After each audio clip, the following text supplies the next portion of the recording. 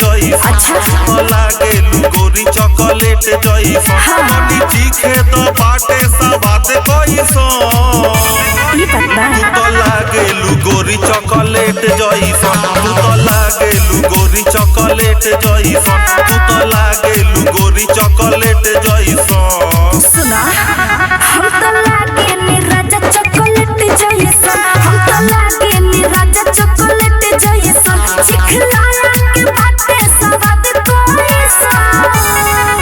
हम तो लागे नी राजा चॉकलेट जइसन हम तो लागे नी राजा चॉकलेट जइसन हम तो लागे नी राजा चॉकलेट जइसन अरे आवा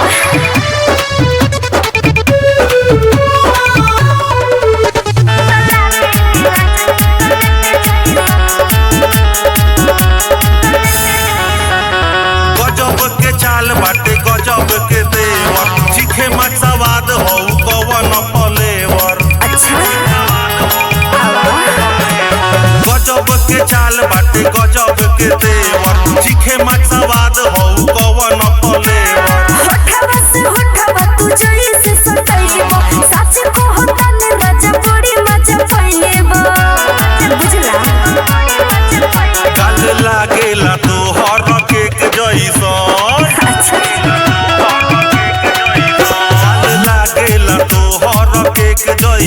गाल लागेला तो हर केक जइसन कनी चीखे तो बाटे सवाद कइसन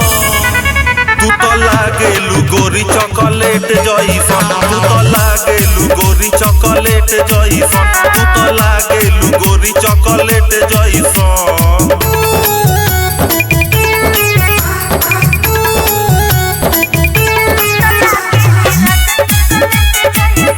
music by Ravi Raja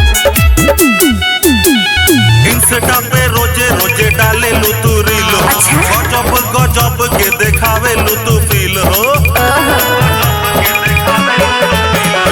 Insta पे रोजे रोजे डालेलू तू रील हो गजब गजब के देखावेलू तू फील हो तोहरे डाली हम रोजे रोजे रील हो तोहरे के प्यार के दिखाई हम फील हो अरे समझल करा रस लागे बनाना के सेक जइसन अरे वो तो बनले बा रस लागे बनाना के सेक जइसन रस लागे बनाना के सेक जइसन कनी चीखे तो बाटे सवाद कइसन